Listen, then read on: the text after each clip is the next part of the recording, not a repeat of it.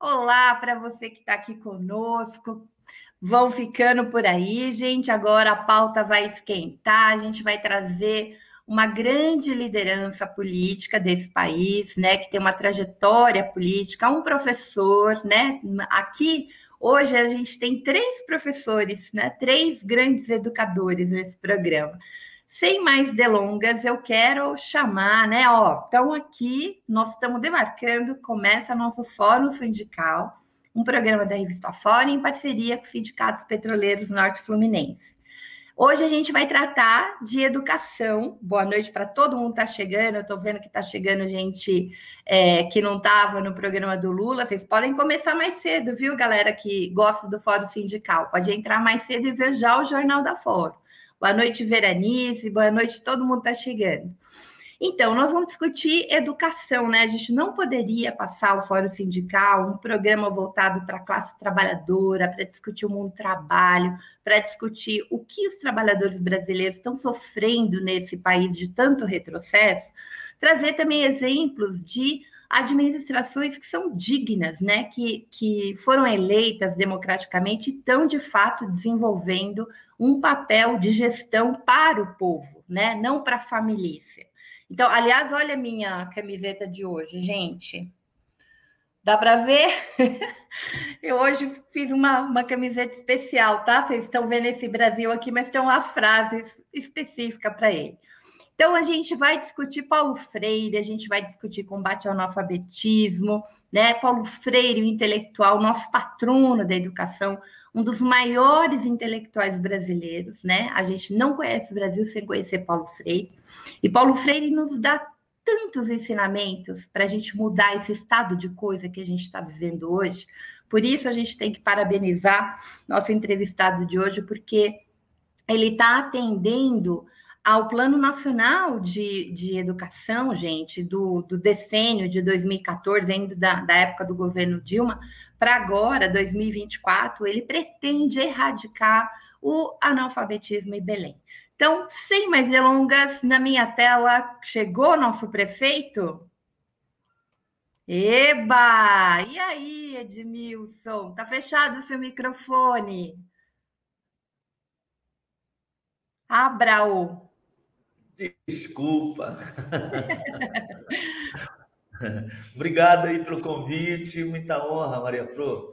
Nossa, a gente que está honrado. A última vez que eu te vi foi no Maranhão. Eu me lembro até hoje, porque a sexta-feira ficou na minha cabeça, o Edmilson, paraense, e o governador do Maranhão, Flávio Dino, maranhense. Aí ficavam os dois, gente, voltando à história, na época do Grã-Pará, Maranhão, para ver de quem eram as contribuições. Eu me lembro tanto disso, eu falei, olha só, eles vão voltar à história, né, para fazer as disputas aí. Mas foi divertido, que bom ter você aqui, Edmilson, a gente está muito interessado em conhecer o seu projeto.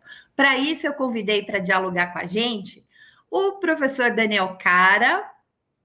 Opa, tudo bom, gente? Daniel, prazer estar aqui. Beleza ter você aqui de novo, querido. Prazer Daniel, é meu. já... Fala, Daniel.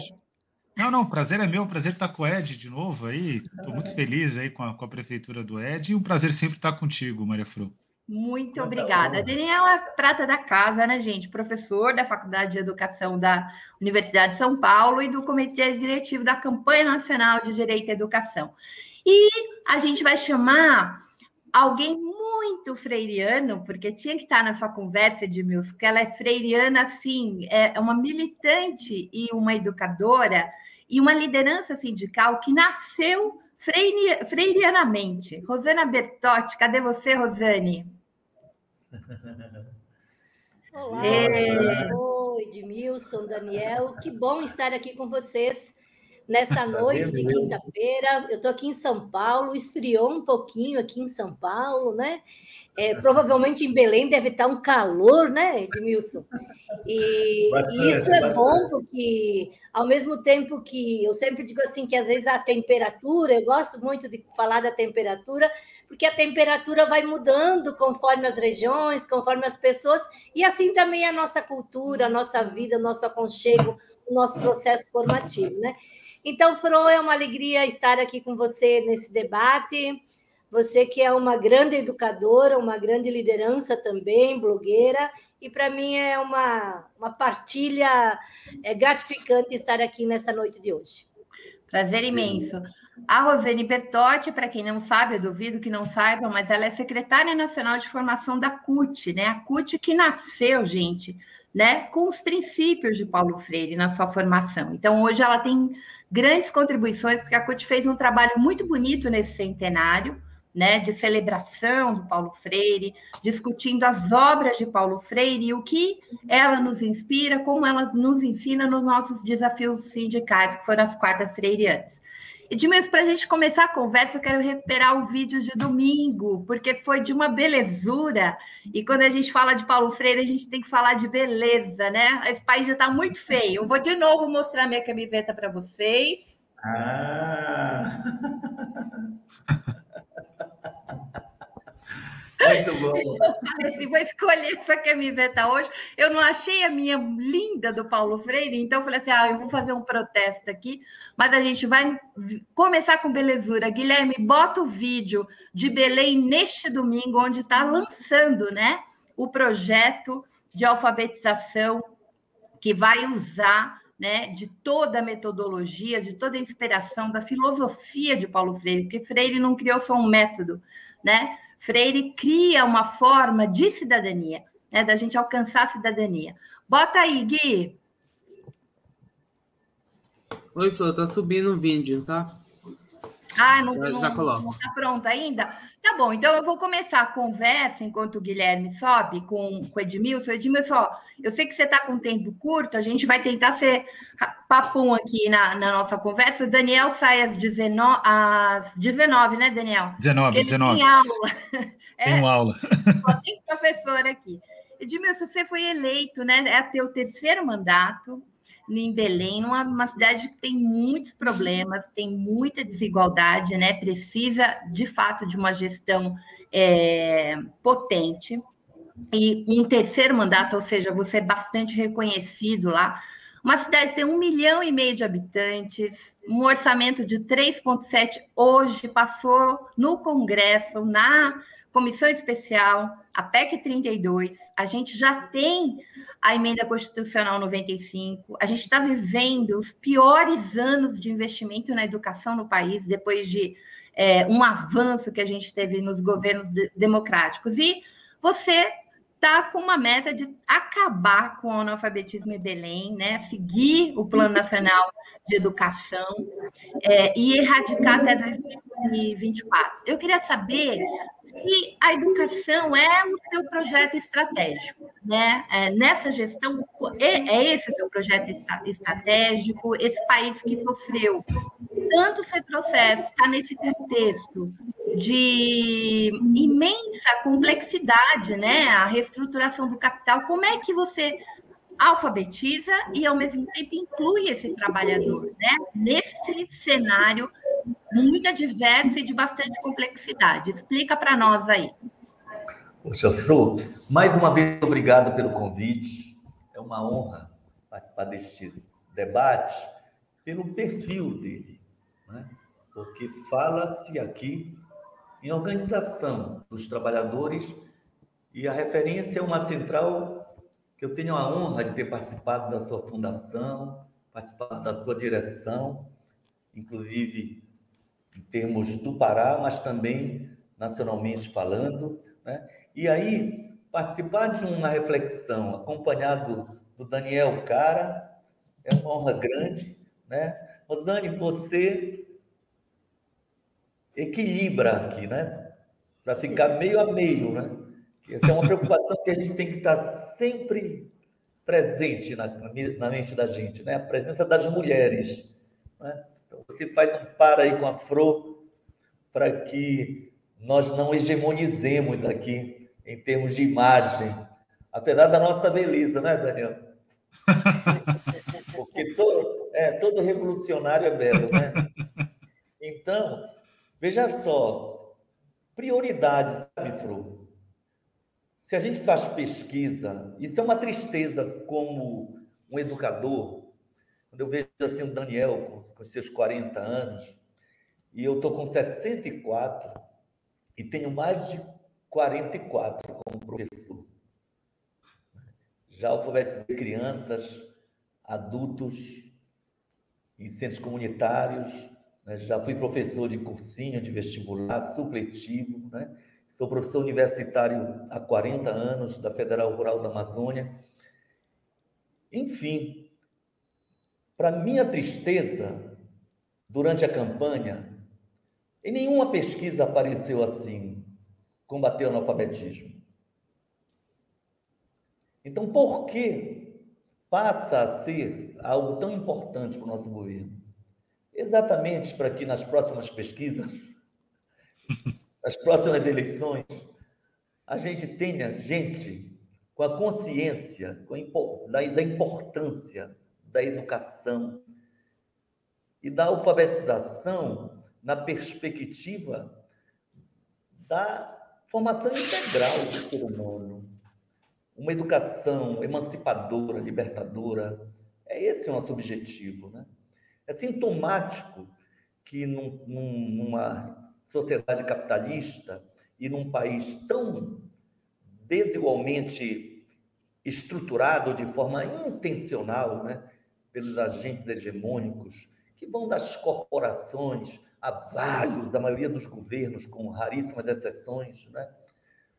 E as corporações financeiras em particular, os grandes meios de comunicação, mas também a geopolítica que é imposta de fora para dentro para eternizar o analfabetismo e a ignorância sobre a nossa história e outros conhecimentos importantes para afirmar o futuro socialmente justo, ecologicamente equilibrado, democrático, de uma democracia entendida como Florestan dizia, né?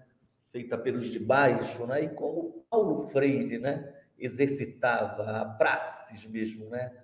De não só conjugar, mas praticar o verbo esperançar, né? Aquela utopia que nunca se esgota e vai sempre sendo construída no processo histórico, né?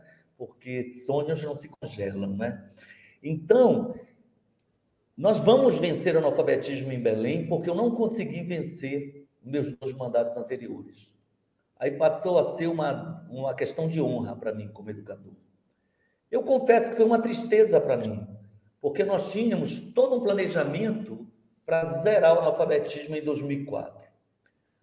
Houve um corte de recursos na gestão do meu amigo, a quem o Brasil deve muito, os indígenas devem muito, Raposa Serra do Sol, os Macuxi, o Apixana e tantos outros povos que moram, devem muito ao grande intelectual, jurista Tasso Genro, mas houve uma contingência, né, de mudança de ministério e um corte que, como nós terminamos o nosso governo já com apenas 2 anos do governo Lula, ficou muito pouco tempo para rearticular, sabe? Então, com corte de recursos, nós não conseguimos realizar aquele sonho, mas agora é o momento. Então, nós temos 32 mil analfabetos em Belém. São os dados oficiais. Então, nós temos a meta aí de alfabetizar 11 mil em cada ano, a partir do 2º ano, porque nós estamos numa fase dura de preparação de alfabetizadores, estabelecendo todo um trabalho diagnóstico, fazendo busca ativa, envolvendo todo mundo, mas já imundo, como se diz no jargão popular, tanto as universidades, tem uma privada que tem sido parceira no combate à Covid, com uma direção muito combativa, que é um centro universitário, Fibra, progressista, a Universidade Federal do Pará, a Universidade Federal Rural da Amazônia, a Universidade do Estado do Pará, o Instituto Federal do Pará, estamos envolvidos em vários movimentos sociais, como a República de Emaús, que teve importância na luta pelo Estatuto da Criança e do Adolescente, comandado aqui por um padre o Padre Bruno, que faleceu recentemente, o MST está presente, contribuindo, inclusive, com o seu método próprio, e nós temos desenvolvido um diálogo, porque a nossa linha é freiriana, então ela não admite a cartilha, né, digamos, antecipadamente construída. No entanto, nós temos 39 ilhas, temos uma comunidade rural, de agricultura familiar, uma comunidade extrativista nas ilhas de Belém, e o método que tradicionalmente vem sendo desenvolvido pelo MST dialoga muito com o método Paulo Freire, com as suas diferenças, e pode contribuir muito para alcançarmos as nossas metas. Então, parando por aqui, para dizer, não estava na campanha como pressão social, mas eu fiz questão de dialogar e incluir no nosso programa essa meta de zerar o analfabetismo. Porque o agente é coerente com uma máxima do Paulo Freire ou não é? Se a gente é freiriano, a gente vai confirmar, na perspectiva filosófica da praxis, né, do Paulo Freire, de que a luta por um mundo justo, feliz, uma sociedade de homens e mulheres livremente associados na solidariedade, no amor, né, na justiça, né? Então, esse futuro possível, ele não será realizado sem que a educação seja uma prioridade, né? Aquela ideia de que ela não é a única necessidade, mas tampouco sem ela se pode avançar para esse futuro sonhado, né? Então, a construção desse futuro por nós sonhado pressupõe uma luta contra-hegemônica. Mas a luta contra-hegemônica, a prática, pressupõe um projeto contra-hegemônico. E um projeto contra-hegemônico se faz com consciência, né? Uma educação libertadora, ela permite exatamente a produção de uma consciência, né? Pelos próprios educandos, pelos próprios alfabetizandos, num diálogo com os educadores. Eu creio que é essa crença, essa convicção que faz com que a gente, quem sabe, numa próxima eleição, para prefeito de Belém, venha quem vier, não haja pressão popular, porque não precise mais, digamos, que nós tenhamos cumprido a nossa promessa de alfabetizar, né? A meta é o quê? Belém alfabetizada, cidade alfabetizada, educadora e leitora, porque o outro projeto que vem junto é realmente dar direito a todos os cidadãos à leitura. Vamos pipocar de bibliotecas populares, além de todas as escolas, e todo um trabalho de educadores voltados a incentivar a leitura, com professores que são, ao mesmo tempo, cantores, artistas de teatro. Nós estamos com um grupo, a nossa Secretaria de Educação aqui, tem um Czinho, como o MEC tem no final. É Educação e Cultura, mas nós temos a nossa Fundação Cultural. Mas, realmente, a Secretaria de Educação ela tem uma presença de artistas que exercem assim, uma pedagogia da alegria, da criatividade, como instrumento pedagógico. A gente viu no vídeo de domingo, que lindeza aquilo. É tudo, todo o tempo, assim, a emoção de quem faz a coisa com amor, sabe? Então, ir nesses eventos é uma maravilha, assim. Edmilson, vou pôr o Daniel, que daqui a pouco ele sai, né, da roda. Sim. Daniel, e aí? Bom, primeiro, cumprimentar o Edmilson. O Edmilson, eu estudei a gestão do Edmilson. O Edmilson nem sabe disso. Eu estudei a gestão do Edmilson numa disciplina, na época que eu fazia a graduação, porque eu considerava que algumas prefeituras elas eram fundadoras de uma forma de governar da esquerda. A prefeitura da Luiz Erundina, aqui em São Paulo, Olívio Dutra, em Porto Alegre, e o Edmilson Rodrigues. Eu trabalhei com as três prefeituras, foram as três que eu escolhi. E o que é interessante observar, Fro e Rosane, que nós temos uma grande demanda hoje no mundo, não é só no Brasil, para que todas as gestões sejam orientadas exclusivamente pelas avaliações de larga escala. Isso não significa, nessa crítica que eu estou dizendo, que a gente deve anular a importância das avaliações de larga escala. mas elas têm que ser colocadas naquilo que de fato elas são. Uma prova que não consegue dar conta do que é qualidade e que, para dar conta da política educacional, é preciso resolver agendas que o Brasil ainda não resolveu. Eu estou dando uma disciplina na pós-graduação e na graduação. Na graduação, Educação Comparada. Na pós-graduação, estou dando uma disciplina que é sobre Estado, Economia e Políticas Educacionais. E no mundo todo, nesse momento, é muito raro você ver um gestor que coloca a questão da universalização da alfabetização como uma pauta. E, além disso, coloca a questão da importância da leitura, que coloca, eu sei que essa é uma preocupação também do Edmilson, ele nem falou, mas eu converso muito com o Luiz Araújo, que está trabalhando com o Edmilson, professor da Universidade de Brasília, a preocupação de reestruturar as escolas, melhorar as condições das escolas, garantir o direito à educação. E aí a pergunta que eu quero fazer para o Edmilson é que, considerando essa coragem, porque, veja, o Edmilson está indo totalmente contra a corrente. Eu vou dizer para vocês com todas as letras, não tem governantes de esquerda nesse momento, numa capital ou num governo do Estado, que tenha a coragem que o Edmilson está tendo, de resolver um problema histórico, que tem rebatimento numa questão prática, porque todas as pesquisas mostram que alfabetizar adulto, alfabetizar idoso, é um dos elementos mais centrais para a qualidade da educação, para o aprendizado das crianças. Porque vê o exemplo do pai, vê o exemplo do avô, vê o exemplo da avó, vê o exemplo da tia, da liderança do bairro, que ainda não é alfabetizada, e isso acontece no Brasil.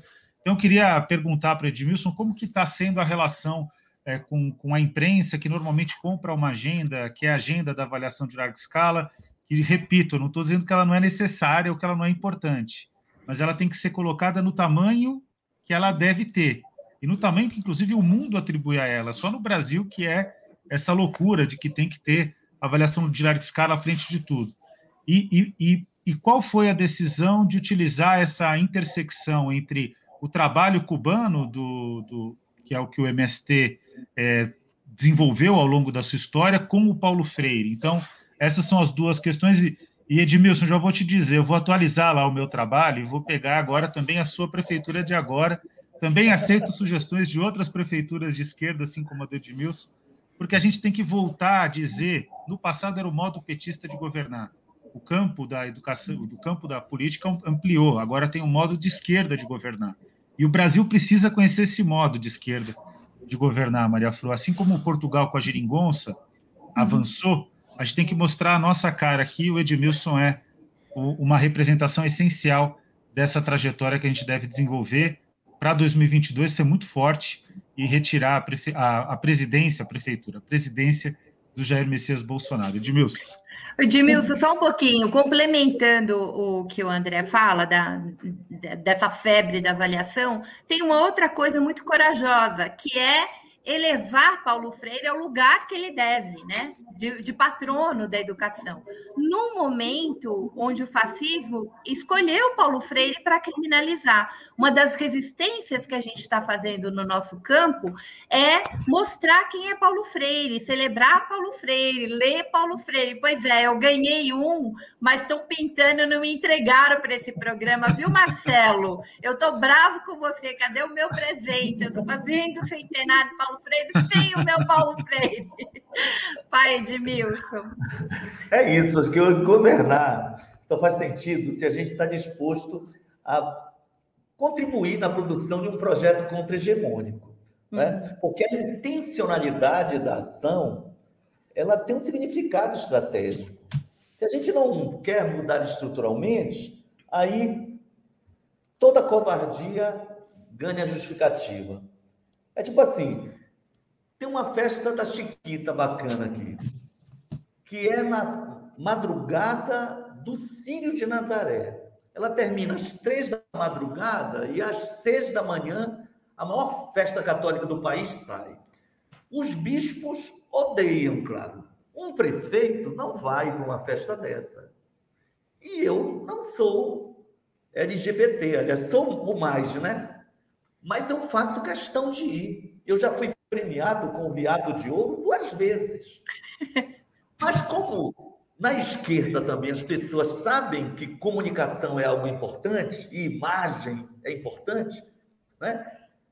Aí vem aquela coisa, olha, Edmilson, vai perder voto, tem muito evangélico, a Assembleia de Deus, o neopentecostantismo, tem berço em Belém do Pará, aqui, pessoal, está muito acima da média nacional a presença de evangélicos, inclusive da minha família materna. Então, eu vou perder?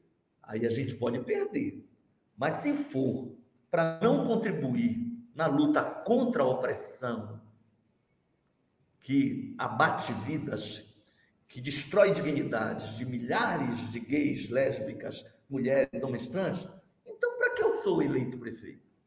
Da mesma forma, né? Nós temos que ir para a luta. Se Paulo Freire é para nós a grande referência, né? Porque Paulo é algo que a esquerda, na verdade, tem que ter como referência para, inclusive, na prática, romper e fazer autocrítica. Que o Paulo Freire, uma vez, eu falei isso no fórum da Confederação de Professores do Brasil, uma educadora conhecida, não vou citar o nome, mas secretária, tucana, que já ocupou espaços de poder em São Paulo, né? Mas Paulo Freire, tu é de esquerda, Paulo Freire é marxista, inclusive é católico, aqueles babacas assim que tentando argumentar, sabe aquela coisa que reforma e revolução são coisas totalmente díspares, como se a luta por reformas não alimentasse também a crença na possibilidade de uma transformação mais estrutural, né? Aí eu disse, calma lá, porque o Paulo é aquilo, ele bebeu em muitas fontes, mas nem por isso deixou de ter foco, deixou de ter compromisso. Então, se a gente fala que em Marx a filosofia não é apenas para interpretar a realidade, mas ela deve também ser base para a transformação, Paulo Freire é um exemplo de uma filosofia da praxis, não é? A vida toda dedicada. E a educação, a alfabetização para ele sempre foi algo fundamental, né? Então, esse filósofo, se nós acreditamos nele, eu creio que não dá aqui para gastar dinheiro público, transformar em prioridade alfabetizar o nosso povo, mas dizer o seguinte, olha, qualquer método serve. Não, não serve qualquer método. Não adianta, B com A faz B, B com E faz B. Não, nós temos que investir em recursos públicos e, como governo de esquerda, criar as condições para que o cidadão, no processo de alfabetização, ele possa também ler o livro, mas ler o mundo de forma crítica e se transformar num sujeito consciente, né? Dedicado à construção de um mundo feliz. Estamos cheios de doutores a serviço de manutenção da ordem, né? Colocando a ciência para destruir a dignidade do povo, para aprofundar as desigualdades socioespaciais, né?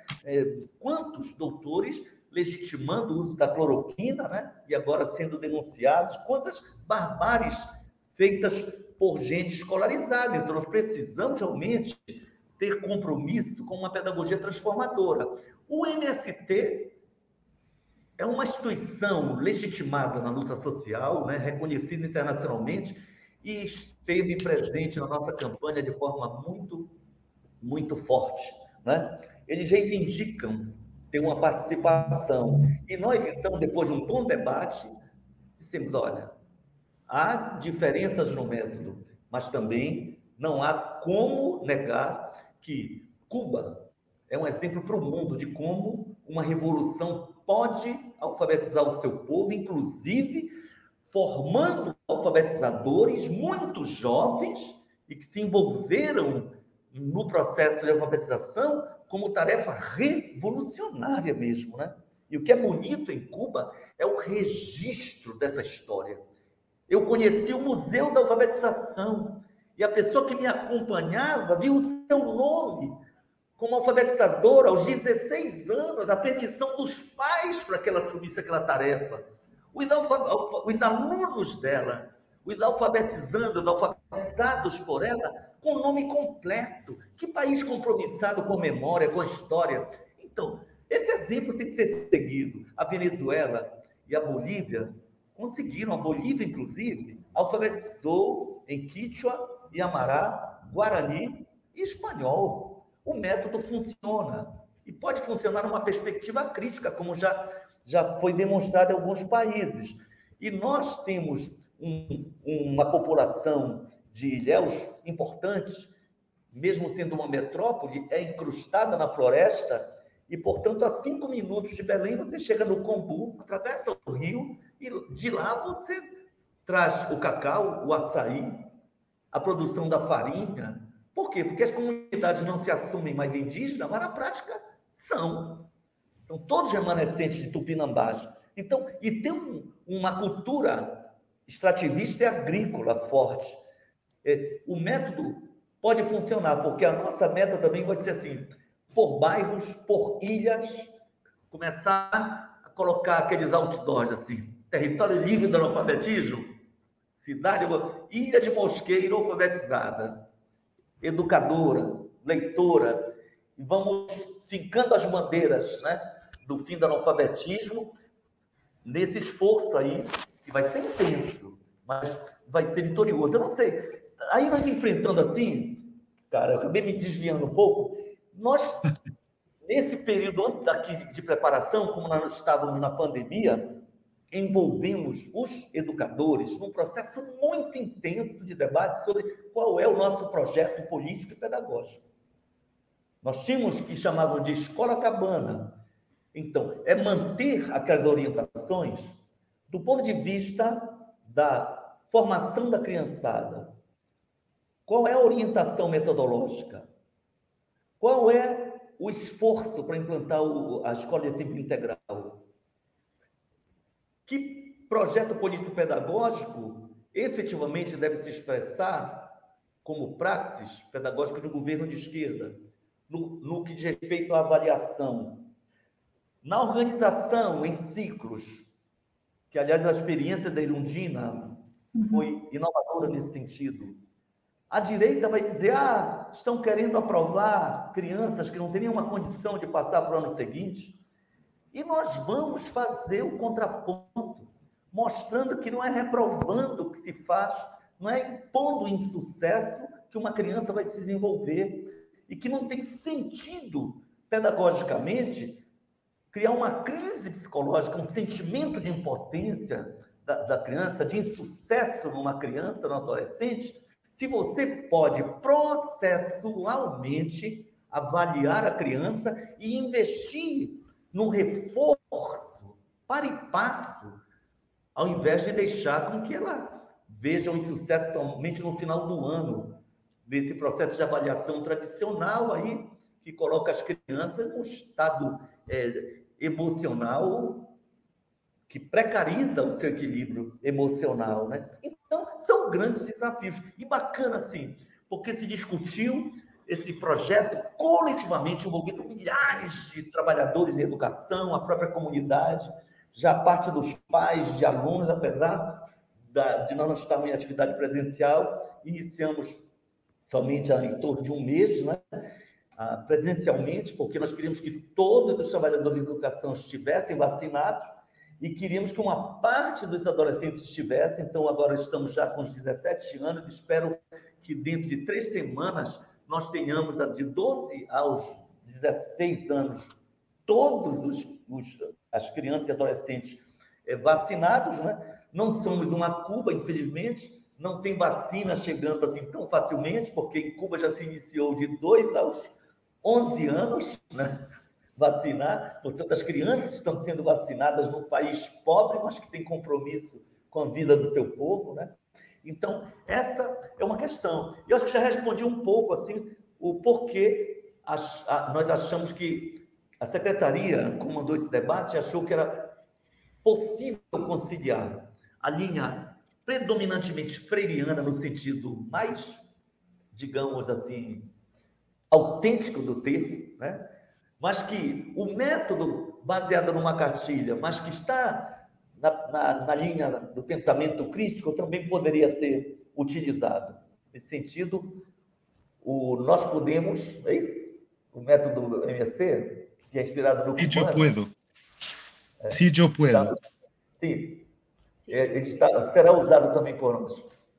Ô, Daniel, E muito possivelmente, quando eles fizerem algum tipo dessas avaliações, Belém vai sair bem. Com certeza, com certeza. Porque assim, as pessoas ficam, né, não conseguem entender isso que ele coloca, que eu acho que na experiência de São Paulo foi muito incrível, né? Que há um processo formativo, a educação é um processo. Todo mundo tem tempos diferentes, especialmente na infância, né? E aí uma criança que não está alfabetizando no primeiro, no segundo ela alfabetiza e ganha saltos, dá saltos. Quer dizer, é uma incompreensão boba, né? Porque cria prejuízo e não desenvolve a criança. Então, se arriscar isso, né, é entender um pouco o processo pedagógico que a gente faz, né, cotidianamente. Eu tive na experiência da Erundina e foi uma das coisas mais incríveis. Eu era muito jovem e era fascinante a gente estar, né, naquela ousadia. E a gente fazia essa ousadia aí que o Edmilson dizia para a rua, fazia exposições imensas, fazia aula pública, colocava essa pátria amada esquartejada como sujeito na Praça da Sé, entendeu? Lula deu aula sobre imigrantes, meninos de rua deram aula sobre crianças em situação de rua, e a gente fez coisas incríveis, eu tenho um orgulho danado desse trabalho. Maria Flor, deixa eu fazer uma observação. Sim. Primeiro, assim, o Daniel ele teve uma importância grande num debate recente, do qual eu participei como representante do PSOL, junto com a Sâmia, na comissão especial que debateu a PEC do Fundeb. É muito triste que depois de uma vitória, né, a gente veja um governo tentando destruir, né, o que foi fruto de uma pressão popular, porque no dia da votação o presidente foi derrotado, o Guedes foi derrotado, eles queriam obrigar o Maia a tirar da pauta, né, o projeto. Então, a pressão popular, sinceramente, se tivesse a mesma pressão contra a reforma da Previdência, nós não teríamos tido aquela derrota. Sim. A pressão em favor do Fundeb foi... Eu nunca vi tanta força da mobilização através das redes sociais, né? Além das passeatas que nós fizemos, mas fundamentalmente as redes sociais, não teve deputado ou senador que não se sentisse constrangido em aceitar retirar. Então conseguimos avanços importantes, né? E um dos avanços, eu tenho o prazer de dizer, o movimento de assistentes sociais e psicólogos me procurou e eu apresentei um ofício, né, que valeu como emenda, né? E a nossa relatora era do DEM, a professora Dorinha, mas ela assimilou, incluiu assistentes sociais e pedagogos. Nós tínhamos medo, se usasse para pagar o salário deles, com recursos do Fundo de Desenvolvimento da Educação, que acabasse fragilizando a política de material escolar, transporte escolar e outras coisas, né?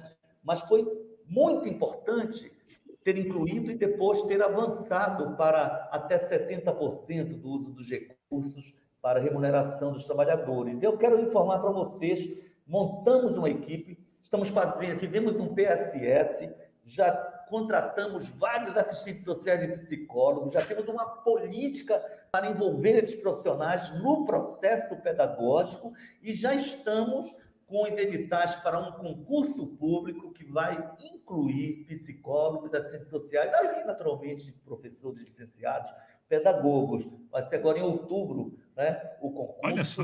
De modo que essa é uma informação importante. Eu não sei se outra cidade brasileira está cumprindo uma lei que não é da nossa autoria, mas que foi vetada em 2019 pelo Bolsonaro. Nós conseguimos fazer um movimento para derrubar o veto e, portanto, mantivemos esse sentido da importância fundamental, e particularmente no momento de crise em que todos os dias a gente é levado a refletir sobre crianças, adolescentes que estão enfrentando a síndrome do pânico, que estão com ansiedade, que estão com depressão, e a pandemia veio agudizar esses problemas, e numa crise social, com desemprego, a violência aumentando, a importância do assistente social, a importância do psicólogo para nos ajudar a estabelecer esse elo com a família, como bem falou o Daniel, né? A importância da alfabetização é também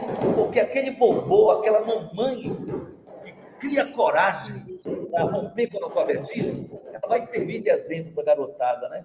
Então, é isso. Edmilson, eu vou colocar a Bertotti na roda e o Daniel já vai sair, né, Daniel, para sua aula? Já. Vou para a aula, vou correr lá, senão meus alunos me puxam a orelha aqui. Um abração. Tchau, Daniel. Tchau, muito tchau, obrigada, tchau. Viu? Um beijo. Beijo. Rosane, querida. Bom, eu estou aqui ouvindo e pensando aqui, querendo ir para Belém conhecer de perto essa experiência, porque acho que é sempre gratificante, né? Então, Nilson, você ficou falando aqui, digamos assim, me parece que a concepção paulo-freiriana está enraizada na proposta, né? Nessa estrutura desse processo de alfabetização, né? A gente percebe uma coisa que eu ia perguntar, que de uma certa forma você falou, dessa coisa que a leitura do mundo precede um pouco a leitura da palavra, né? Dessas coisas. E se a gente olhar os processos de avanços e conquistas que a gente teve de política pública no decorrer da vida, tanto do governo democrático brasileiro, quanto de algumas experiências importantes de gestões locais, municipais, a gente percebe que esses avanços nunca foram precedidos com essa leitura do mundo, para as pessoas compreenderem que esse é um processo de construção, um processo de direito, mas que vai para além do processo de alfabetização. E um grande debate que nós estamos fazendo no debate da qualificação ou da educação profissional, que dialoga a forma... Primeiro que a formação profissional, a educação, ele tem que estar ligada com a educação formal, né? Isso. E segunda, outra coisa que para nós ela é muito importante, que a formação, a educação, ela é um processo importante, mas ela sozinha, por si só, ela não se resolve. Ela precisa estar articulada com outras políticas públicas, né? Então, ela precisa estar articulada com política de geração de renda, ela precisa estar articulada com política de saúde. Se nós estamos aqui trabalhando... eu sou agricultora familiar de berço do movimento sindical, né? Então, assim, se nós vamos alfabetizar o pessoal do campo, nós precisamos estar articulados com eles com políticas públicas do campo, de organização da produção, de crédito, de renda, né? Então, que eu acho que isso é um processo fundamental, né? E o outro viés que eu acho que para dar certo um programa para dar muito certo um programa dessa natureza, que é muito importante, as nossas vivências, é a formação dos professores. Né? Que nós chamamos aqui de formação de formadores, né? Você forma um para formar o outro, né? Porque por mais que esses professores, esses educadores tenham um conhecimento da ciência ou do letramento, não tem, às vezes, o conhecimento e esse processo da leitura do mundo e dessa construção, dessa articulação enquanto um sujeito integral. Então, eu queria que você falasse um pouco dessas duas coisas, se é que dá tempo ainda, né? Uma do processo de formação dos professores e a outra de como articular uma proposta tão magnífica como essa com outras políticas públicas para que isso se consolide como um processo futuro. Queria que eu ouvisse essas duas questões. Beleza, Rosane. É importante conversar contigo, Rosane, porque pela tua marca de relação com o campo, como agricultora familiar, e pela tua formação acadêmica, mas também por uma praxis sindical como formadora e também como coordenadora de comunicação, aí a gente está entre irmãos, né? Então, tu levanta as coisas importantes. Na minha ida a Cuba, de vez em quando eu dou esse exemplo. Eu fui visitar uma escola e é uma coisa muito presente. O garoto tem nome, a garota tem nome, tem sobrenome, tem família. A garota está na escola, mas o professor sabe que aquela garota, aquele garoto, é atendido por um programa de saúde familiar. Aquela criança recebeu as vacinas. Se ela tiver algum problema hereditário, a escola tem que saber. Se ela tem um problema cardíaco, o professor de educação física tem que saber. O porque o exercício tem que se adequar. Não há uma criança que consiga avançar no aprendizado se ela não está alimentada, se ela não tem a sua saúde acompanhada. Aí eu fui na escola de educação física, fui recebido por 80 latinos brasileiros, digamos, né? E interessante, porque quando aquela criança, aquele adolescente demonstra talento para um esporte de rendimento, aí passa a ter todo o acompanhamento especial. Porque, é claro, uma coisa é fazer um exercício numa aula de educação física, outra coisa é treinar saltos, é treinar pugilismo, é treinar outros esportes de rendimento que exigem muita energia e, portanto, alimentação, acompanhamento da saúde. Essa é a ideia de integrar as políticas, né? Então, aqui, a educação, primeiro, a formação dos educadores, no nosso projeto político-pedagógico, é continuada. Além da seleção que nós temos que fazer por um PSS, mas também o concurso público, que é, para nós, um princípio, então, já inicia por selecionar aqueles que realmente, sem bilhetinho de político, né, se apresentam com melhores condições para fazer uma educação pública com qualidade social. A formação continuada. Na formação continuada, as coordenadorias. Nós criamos a Coordenadoria de Combate ao Racismo, comandada por uma doutora em comunicação, uma menina negra de origem muito pobre e que está à frente da coordenadoria. Tem uma coordenadoria dos direitos da mulher, uma da igualdade sexual, né? De modo que eles todos, tem uma secretaria nova que nós criamos de direitos humanos. Então, essa companheirada toda participa do processo pedagógico na formação continuada, para que o professor, que muitas vezes é professor de matemática e acha que ele não tem obrigação de refletir sobre o machismo, sobre o feminicídio, e ele pode colocar na sua reflexão, no seu método de ensino da matemática, problemas relacionados, por exemplo, ao desmatamento na Amazônia, né? A importância da agricultura familiar na geração de emprego, a diferença dela em relação ao agronegócio, da agricultura orgânica, o porquê o machismo deve ser combatido, o número de mulheres espancadas, o número de mulheres violentadas, o número de mulheres assassinadas, de um feminicídio. É possível colocar um professor de história ou de matemática ou de geografia para refletir esse tema? A gente sabe que a sociedade é hegemonizada por valores anti-humanos, né? Por isso a gente vive no capitalismo, e há muitos professores também que votaram no Bolsonaro e que têm uma visão, digamos, não progressista de mundo. Mas o nosso esforço deve ser respeitando as diferenças, seu direito de liberdade de pensar, a sua liberdade ideológica e filosófica, mas, no mínimo, nós temos que pautar os temas e refletir com profundidade, porque a formação do educador é fundamental, porque se um educador é reacionário, ele vai, naturalmente, usar a sala de aula como um espaço, né, para reforçar opressões, né, ou mesmo reforçar a manutenção do status quo social, onde uma minoria está cada vez mais próspera e uma multidão cada vez mais submetida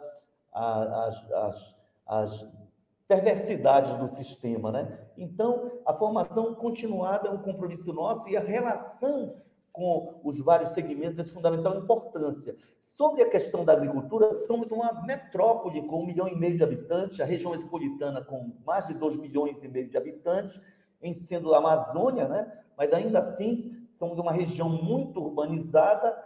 Agora, temos agricultura, temos ainda comunidades extrativistas, porque o açaí, ele brota naturalmente nas várzeas dos rios da Amazônia. Então, é necessário realmente que muitos permaneçam na política extrativista, né? Então, para isso, mas tem um dado, mas ainda assim, Belém, por conta da ocupação recente nas últimas décadas, perdeu muito do verde. Então, nós estamos com uma política rearborização de Belém. Este ano, a ideia é plantar 120 mil árvores. A minha ideia é um compromisso nosso de tentar evoluir para 480 mil árvores. Algumas ilhas foram violentamente dizimadas. Agora mesmo descobrimos embarcações saindo de uma ilha próxima de Belém, saindo com madeira ilegalmente retirada, a ilha de Cotijuba, por exemplo. Criamos já 2 unidades de conservação, 2 APAs, uma na área continental de Belém, uma outra na ilha de Cotijuba, que é uma das 39 ilhas de Belém, e vamos agora fazer um plantio de 3.000 mudas de castanha do Pará e de cacau, e já com o objetivo de que os agricultores familiares produzam chocolate, ou seja, o próximo passo é a formação para a transformação do cacau em chocolate. Na ilha do Combu, que fica muito próximo aqui do centro de Belém, em torno de 5, 7 minutos, numa embarcação veloz, tem até menos de 5 minutos, nós já temos uma fábrica de chocolate. Talvez Combu seja a única fábrica de chocolate que tenha chocolate 100%, percentual de 100% do chocolate. Porque você sabe que a indústria do chocolate permite, mesmo as grandes empresas, que até 23% seja o mínimo de uso do chocolate. Então, às vezes, você compra de uma marca famosa, né? Aquele chocolate em pó, que tem mais mistura do que chocolate. Então, no Combu, você vai na lojinha, a fábrica é lá no Combu, o plantio é na própria ilha, é um cacau nativo, porque o cacau é amazônico, e já sendo industrializado lá, e vários produtos. Tem uns 10 tipos de chocolate, tem doces e tem licores de várias frutas nativas. Então, esse é o esforço nosso. Aí, para isso, Rosane, nós reconstruímos o Banco do Povo e criamos um projeto que é o Bora Belém, que é o de renda básica. Nós estamos já com quase 8.000 famílias e pretendemos chegar a 22 mil famílias que estão classificadas no cadastro único, com pessoas em extrema miséria ou miséria e que não estão recebendo neste momento nem Bolsa Família ou qualquer outro tipo de recurso público. De modo que estamos garantindo bolsas para quem tem um filho, R$150, para quem tem 2 ou 3 filhos, R$300, para quem tem mais de 3 filhos, R$450. Agora, o segundo programa é o Donas de Si. O que é o Donas de Si? É formação profissional para essas famílias, particularmente as mulheres que são mães solo, que alcançam até 11 filhos. Já fizemos várias turmas, entregamos diploma e várias áreas do conhecimento técnico elas estão demandando. Iniciamos por produzir doces, compotas e outras coisas relacionadas às frutas da Amazônia, mas tem demandas em várias áreas, inclusive de tecnologia mesmo avançada. Aí nós estamos viabilizando a formação, certificando, e o terceiro programa, com a recriação do Banco do Povo, é garantir um microcrédito, priorizando aquelas mães que se organizam em cooperativa. Então, se tem 10, 12, 15 mulheres que queiram trabalhar junto para preparar alimento, doces, bombons de cupuaçu, de bacuri, de muruci, das frutas regionais, elas, em cooperativa, trabalharão em solidariedade. Portanto, a economia solidária, o microcrédito garantido e mais com juros zero. Né? Então, essa é uma política totalmente integrada. Todas as mães, muitas têm escolaridade, as que são analfabetas estão vindo para o programa de alfabetização e os filhos estão sendo matriculados na rede municipal exatamente para que seja renda básica, seja autonomia financeira e econômica para essas mães não precisarem mais do programa de renda básica, mas sendo também assistência ao filho com creches, com escola infantil. É um esforço no momento em que os recursos são pequenos, mas aí, qual é a explicação? Prioridade, porque não vai ter dinheiro para tudo que nós sonhamos, então nós temos que estabelecer prioridades, e a educação e a política de economia solidária, e combater a fome, a miséria, a superação da extrema miséria, são realmente para nós bandeiras fundamentais e estratégicas. E nós temos que focar nessas políticas e garantir os recursos possíveis para que esse combate em favor da vida, da dignidade, da cidadania se realize com sucesso. Edmilson, eu sei, sua assessoria vai me comer o fígado, né? Assim, solta o Edmilson às 7h15. Eu quero que você volte ao Fórum Sindical, porque tem muita coisa. Eu acabei de pegar aqui uma obra lá de Coaraci, bem linda. Acho que essa economia solidária deve também envolver esses artesãos, que é maravilhoso que está lá. Eu não sei se o Brasil inteiro conhece, mas toda vez que eu vou para Belém eu enlouqueço com aquilo, que é completamente linda, cerâmica marajoara, tapajônica. Tem muita coisa para a gente conversar e a gente não vai conseguir esgotar nesse fórum sindical. Então, primeiro eu queria te agradecer imensamente para a sua assessoria continuar gostando de mim e agendar, porque assim, se eu seguro você... Para mim vai ser um prazer, vai ser um prazer. Então, eu queria te agradecer imensamente, querido. Eu vou ficar um pouquinho mais com a Rosane, que a gente vai falar um pouquinho mais de Paulo Freire, mas vou te liberar para o seu compromisso, que eu sei que você tem que ir para esse compromisso. E a gente gostaria muito de acompanhar esse lindo projeto. Quando a gente for para Belém, eu quero conhecer de perto isso. E a gente vai estar aqui na torcida e no apoio. Bacana. Quero fazer um convite para vocês, Fro. Agora em outubro, depois eu vou te dar a data exata, nós vamos ter um encontro internacional da Amazônia com vários xamãs, o Davi Copenhal, Yanomami talvez venha, né? E outros, o Krenak foi convidado, o Raoni está muito idoso, perdeu a esposa, né? Mas está convidado, talvez venha. Nós vamos fazer uma união dos saberes populares e dos saberes científicos. Intelectuais das universidades, da academia e os nossos intelectuais tradicionais, das comunidades indígenas, quilombolas. Esse encontro amazônico vai gerar uma carta que vai ser levada a Glasgow. É a forma de apresentar uma visão de desenvolvimento alternativa, né? E os próprios amazônidas construindo essa carta. Mas vai ser aberto naturalmente a contribuição de todos os que amam o Brasil, né, e que amam a Amazônia. Vocês estão convidados. E ano que vem, segunda quinzena de julho, nós teremos o 10º Fórum Social Panamazônico.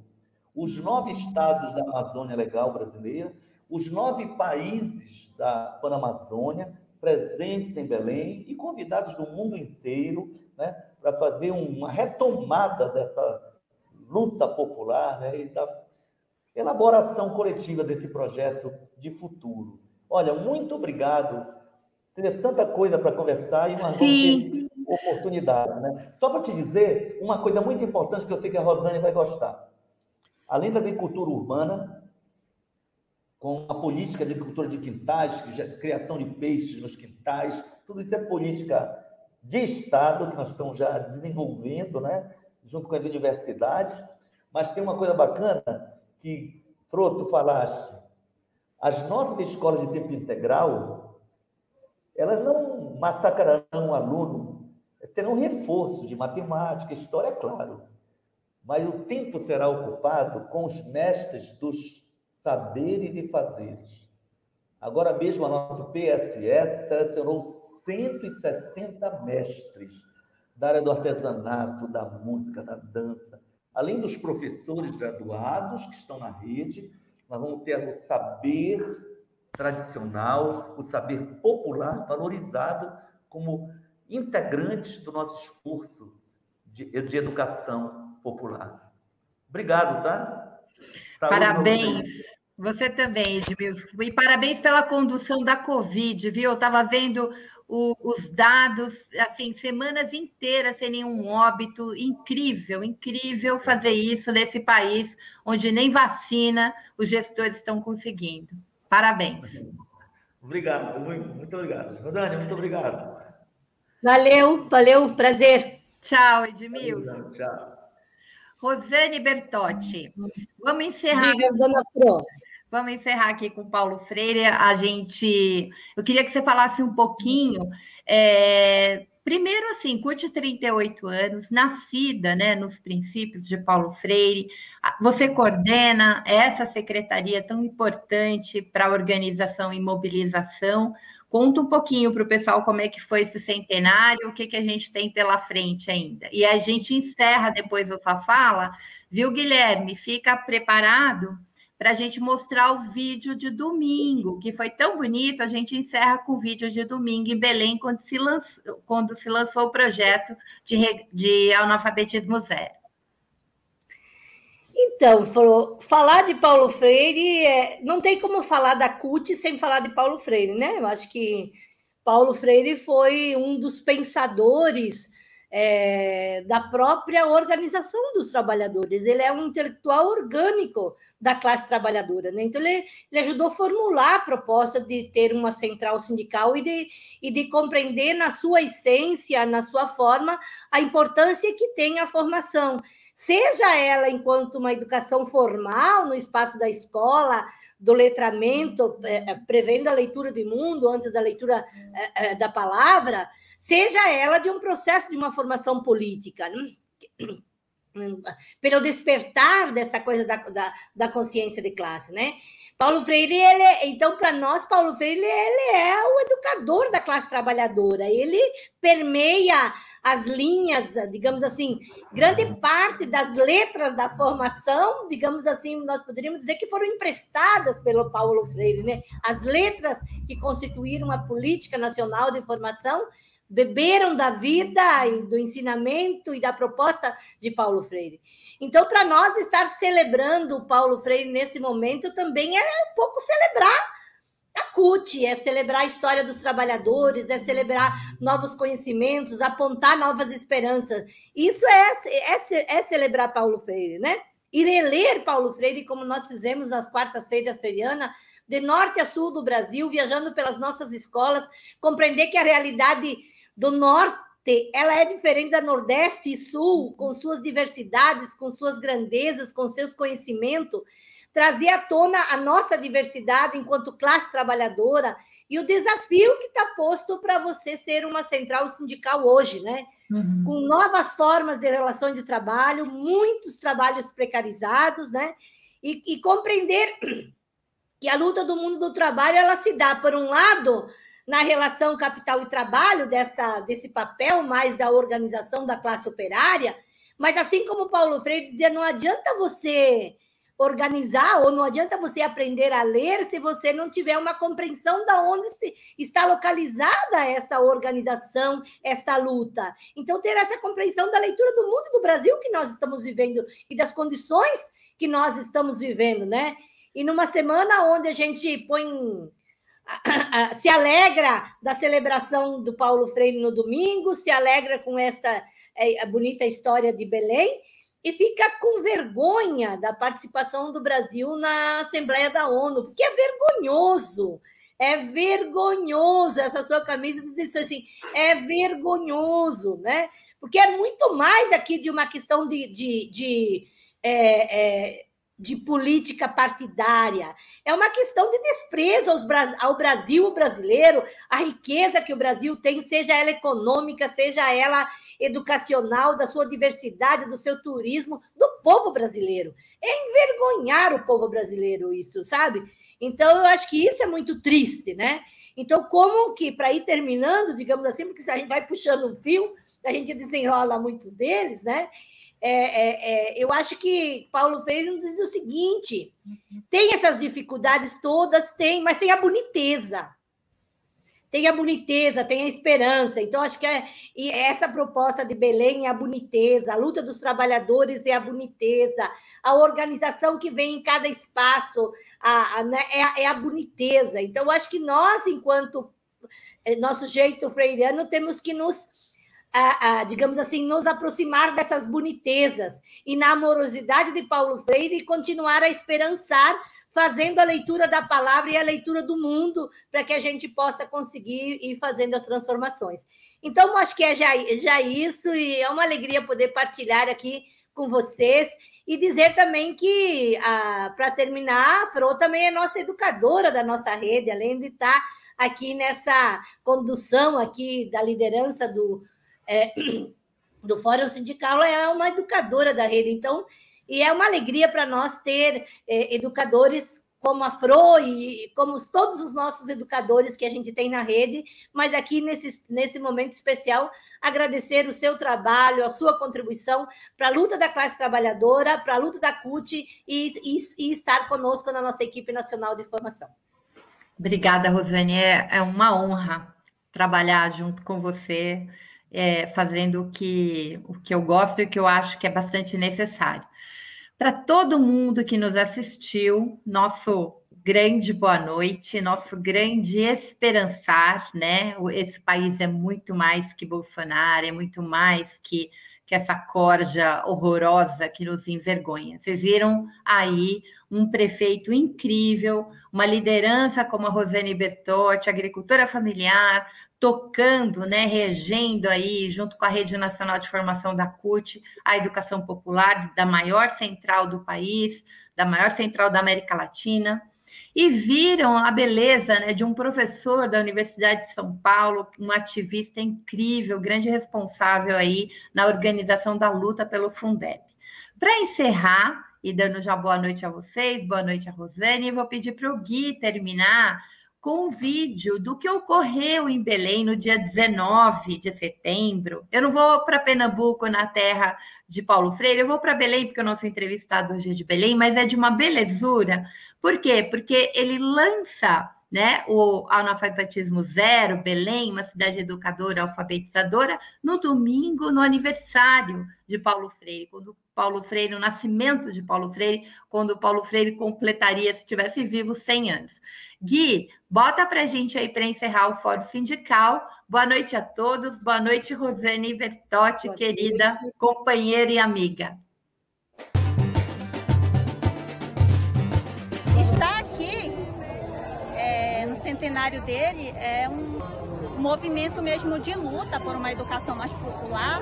A gente está aqui para homenagear, para fazer, né, presença, né, a esse movimento que é muito importante para a educação. Estamos em marcha na luta para a superação do analfabetismo. Nosso grupo de trabalho, Centenário de Paulo Freire, foi instituído para esta superação. Então, me sinto muito feliz e esse encontro eu acho um dos primeiros numa marcha pela dignidade da educação. Uma luz feita para o mundo de uma nova educação. Começando a marcha rumo à nossa Belém, cidade alfabetizada. Em Belém, nós vamos alfabetizar 11 mil pessoas. Sua voz se faz canção. Se há um compromisso prático que marcou a sua vida desde a juventude, foi o compromisso com a alfabetização do nosso povo. Agora, aqui alguém duvida de que nós temos capacidade, com essa equipe da educação, com as nossas secretarias todas envolvidas, alguém duvida que no final deste mandato nós receberemos dos órgãos oficiais que está da Unesco o diploma de território livre do analfabetismo? Alguém duvida disso? A secretária Márcia é a comandante da política que vai transformar Belém numa cidade alfabetizada, numa cidade educada, numa cidade educadora, numa cidade leitora, porque a gente aprende a ler e tem que se desenvolver através da leitura. Nós temos um projeto político-pedagógico e é revolucionário, e é freiriano. Qualquer revolucionário. Belém alfabetizada quando?